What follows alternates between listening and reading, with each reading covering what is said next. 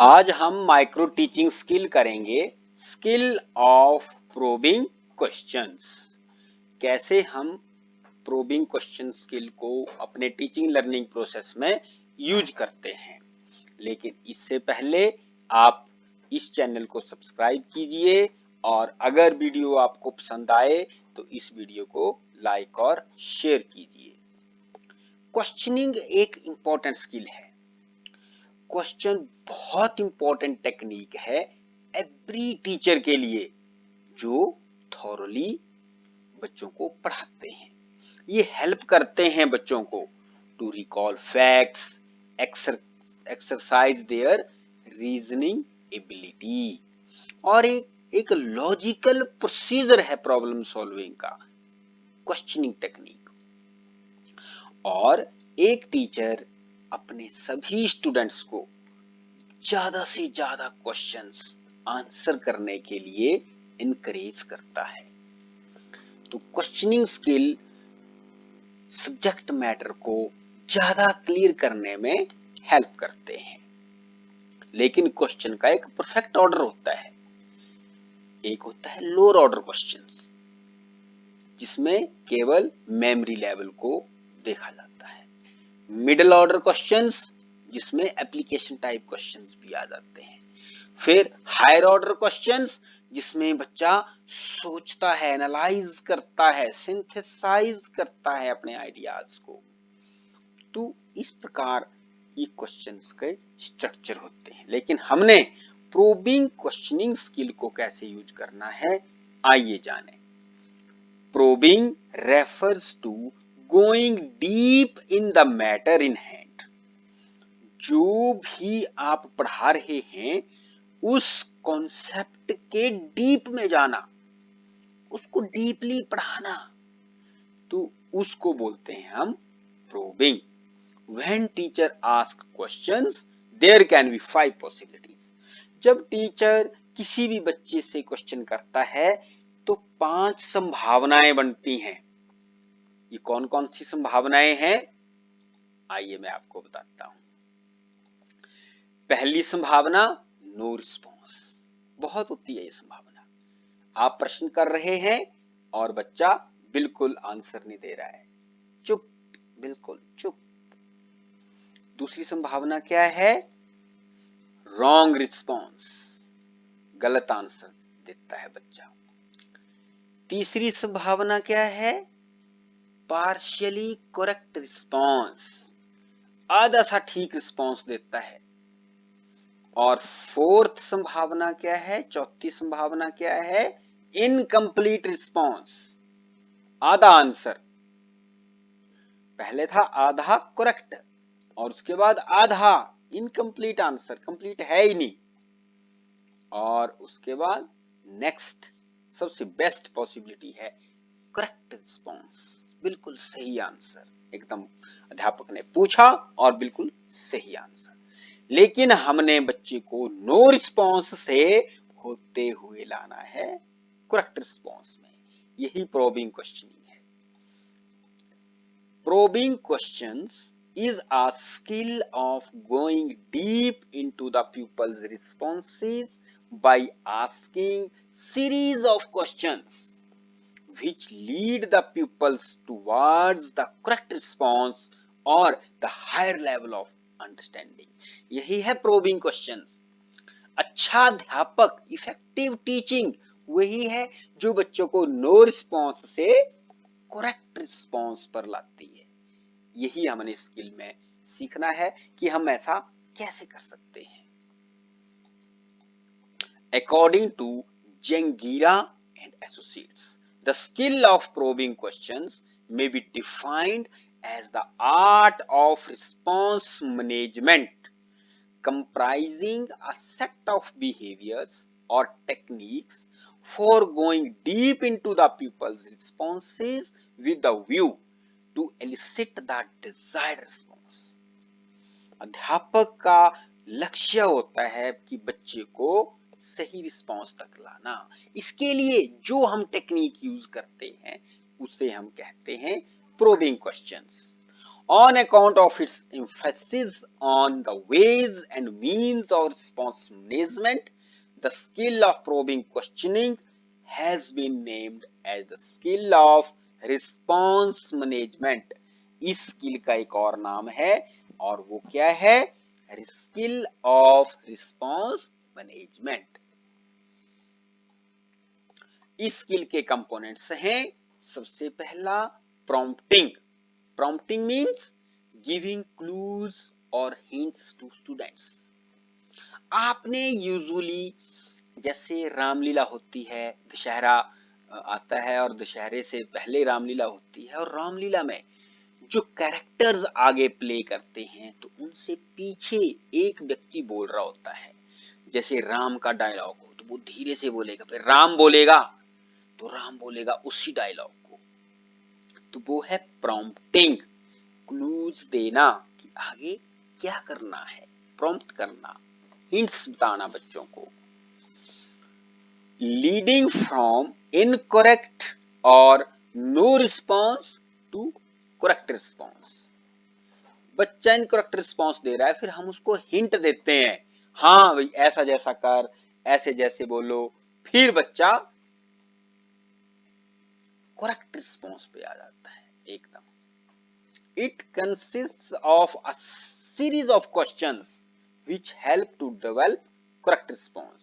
बहुत सारे क्वेश्चंस अध्यापक एक सीरीज में पूछता है, एक लॉजिकल और साइकोलॉजिकल ऑर्डर में पूछता है, सीक्वेंस में पूछता है, और वो कहां तक चला जाता है? फिर करेक्ट रिस्पॉन्स तक चला जाता है। It can help students for self-confidence, long retention, encouragement and clear understanding.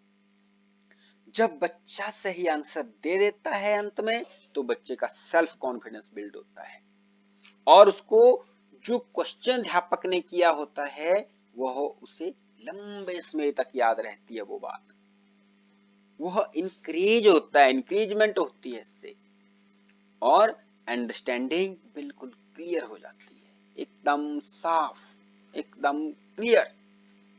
तो इस प्रकार प्रॉम्प्टिंग स्किल बच्चे को हेल्प करती है क्लियर अंडरस्टैंडिंग के लिए। Next component is seeking further information. जैसे नाम से पता लग रहा है, सीकिंग फर्दर इंफॉर्मेशन, और इंफॉर्मेशन लेना और सूचनाएं लेना। कैसे लेना? This is used when a partially correct और incomplete response is given to elicit more information.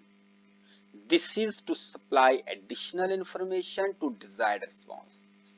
जब बच्चा थोड़ा सा ठीक बताता है, पार्शियली इनकम्प्लीट जैसा बताता है, फिर हम उसको और बताने के लिए मोटिवेट करते हैं, और बताओ, हाँ और सोचो, और सोचो, और क्या था, हाँ याद करो, फिर थोड़ा सा और हिंट दे देते हैं साथ साथ में, और बच्चा डिजायर्ड रिस्पॉन्स तक पहुंच जाता है।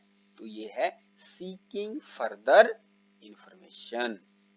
नेक्स्ट, रिफोकसिंग।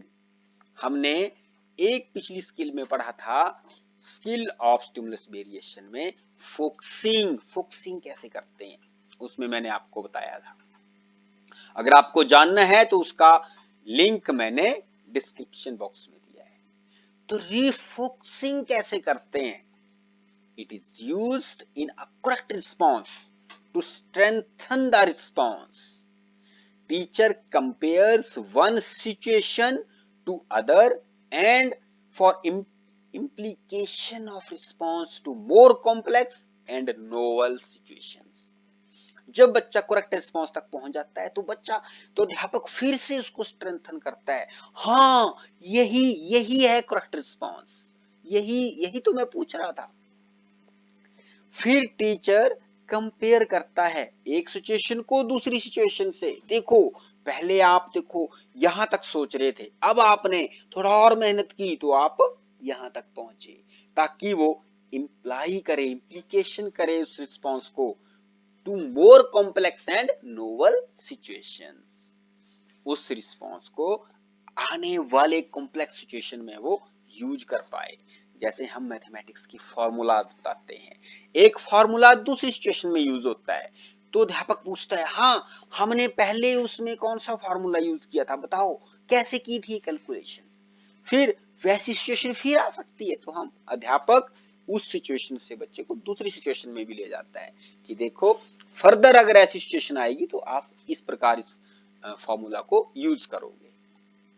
इसी को बोलते हैं हम रीफोकसिंग। फिर नेक्स्ट कंपोनेंट है redirection. When teacher puts same question to several other students for desired response, used in case of no response, incorrect and incomplete response। यह है रीडायरेक्शन। जब टीचर को एक सही आंसर नहीं मिलता तो टीचर एक बच्चे से पूछता है, फिर दूसरे से पूछता है, फिर तीसरे से पूछता है, मल्टीपल स्टूडेंट्स से पूछता है। कुछ बिल्कुल नहीं बोलते, कुछ गलत बोल देते हैं, कुछ इनकम्प्लीट रिस्पॉन्स देते हैं, कुछ अलग अलग रिस्पॉन्स अध्यापक के पास आते हैं, लेकिन अध्यापक को चाहिए डिजायर्ड रिस्पॉन्स। तो जब ऐसा अध्यापक इस कंपोनेंट को यूज इसीलिए करता है, इसी कंपोनेंट का यूज करता है जब अध्यापक को बच्चे से डिजायर्ड रिस्पॉन्स चाहिए और अध्यापक बहुत सारे बच्चों से प्रश्न पूछ के किसी एक बच्चे से वो रिस्पॉन्स प्राप्त कर लेता है, उसी को हम बोलते हैं रीडायरेक्शन। सेम क्वेश्चन पुट करता है बहुत सारे बच्चों से। इंक्रीजिंग क्रिटिकल अवेयरनेस, इस कंपोनेंट से भी पता चल रहा है कि ये कंपोनेंट क्या बोल रहा है। क्रिटिकल अवेयरनेस बच्चों की इंक्रीज करनी है ताकि बच्चे क्रिटिसाइज करें। आपने देखा होगा बच्चों को ऐसे प्रश्न भी आते हैं, क्रिटिसाइज दिस कॉन्सेप्ट। तो ये स्किल अध्यापक कक्षा में ही बच्चों को सिखाता है ताकि बच्चे आगे उसको यूज करें। It is use in completely collect response for increasing critical awareness of pupils. The pupil justify his response rationally। जब बच्चा बिल्कुल सही रिस्पॉन्स दे देता है तो उसकी क्रिटिकल अवेयरनेस को इंक्रीज करने के लिए हम प्रश्न पूछते हैं, और ये बच्चों को, जो बच्चा ने सही रिस्पॉन्स दिया उसको जस्टिफाई करता है कि ये ठीक है तो क्यों ठीक है, ये गलत है तो क्यों गलत है। इस प्रकार बच्चे को पता होना चाहिए कि सूर्य पूर्व से उदय होता है, क्यों पूर्व से ही, क्यों पश्चिम से क्यों नहीं, उत्तर से क्यों नहीं, दक्षिण से क्यों नहीं। तो बच्चे को ये पता होना चाहिए कि क्यों, क्रिटिसाइज करे, वो अपने रिस्पॉन्स को जस्टिफाई करे। 2 और 8 10 ही क्यों होते हैं, 11 क्यों नहीं, 9 क्यों नहीं।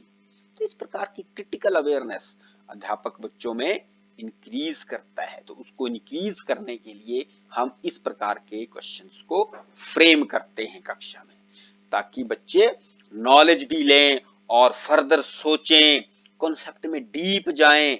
जैसे ये स्किल का नाम है स्किल ऑफ प्रोबिंग क्वेश्चंस, कि डीप कॉन्सेप्ट में जाना, डीपली जाना। डीपली जब डीप कॉन्सेप्ट में बच्चा जाता है तो अध्यापक को वो हेल्प करता है आगे अपनी टीचिंग करने के लिए। Thank you very much.